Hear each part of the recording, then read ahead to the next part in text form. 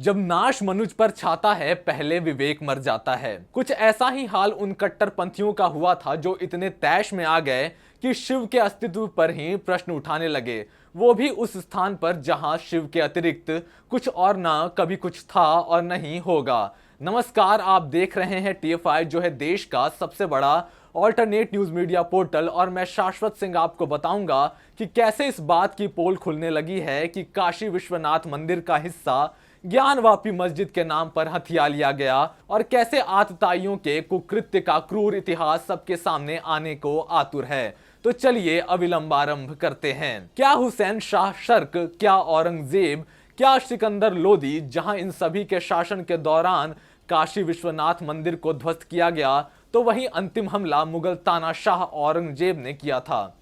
इसके बाद औरंगजेब ने उस स्थान पर ज्ञानवापी मस्जिद का निर्माण करवाया।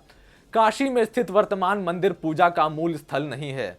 मूल मंदिर बर्बरता के प्रतीक के तहत स्थित है, जिसे औरंगजेब ने बनवाया था और जिसे उसने ज्ञानवापी मस्जिद का नाम दिया था। अचंभे की बात यह है कि मुगल तानाशाह इतना काइयां और आलस्य से भरा बैठा था कि उसने मस्जिद का नाम भी संस्कृत से ही लिया, ज्ञानवापी, अर्थात ज्ञान का कुआं। इस बार शासन प्रशासन के चाक चौबंद इंतजाम के चलते देरी से ही सही पर सर्वे का काम शुरू हुआ और सर्वे ने सत्यता को उजागर कर ही दिया।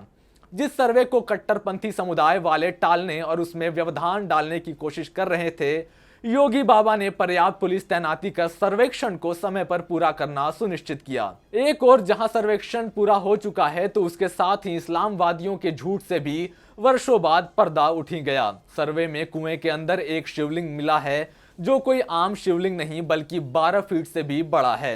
अब तक प्राप्त जानकारी के अनुसार यह शिवलिंग पन्ना पत्थर का बना हुआ है, जिस कारणवश उसके अस्तित्व को नकारा जाना विद्रोही पक्ष के लिए मुश्किल पड़ जाएगा। इसके बाद वाराणसी की अदालत ने आदेश दिया कि शिवलिंग और उसके आसपास के क्षेत्र को सील कर दिया जाए और किसी को भी इसमें प्रवेश करने की अनुमति न दी जाए।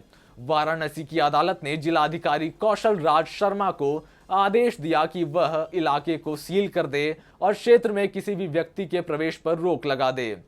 अब बात निकली है तो दूर तलक तो जानी ही थी।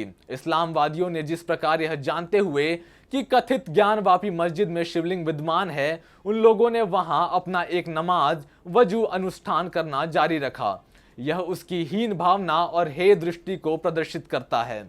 ज्ञात हो कि वजू शरीर के अंगों को साफ करने के लिए इस्लामी प्रक्रिया है, एक प्रकार का शुद्धि अनुष्ठान। इन कार्यों में चेहरा, हाथ धोना, फिर सिर और पैरों को पानी से पोंछना शामिल है। इसलिए मुसलमान कथित तौर पर उस स्थान पर जानबूझकर यह सब किया करते थे, और ऐसी विभत्स सोच वालों को शर्म आनी चाहिए कि वो किसी के धर्म को मात्र नीचा दिखाने के लिए इस हद तक गिर रहे हैं कि उसके आराध्य के स्थान पर ऐसे कृत्य कर रहे हैं।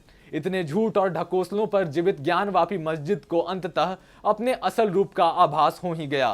सर्वे ने कई तुच्छ लोगों की पुश्तों की जबान पर ताले जड़ दिए हैं और सब झूठ बेनकाब होने के साथ ही जीते जी ऐसों की कब्र भी अंततः खुद ही गई।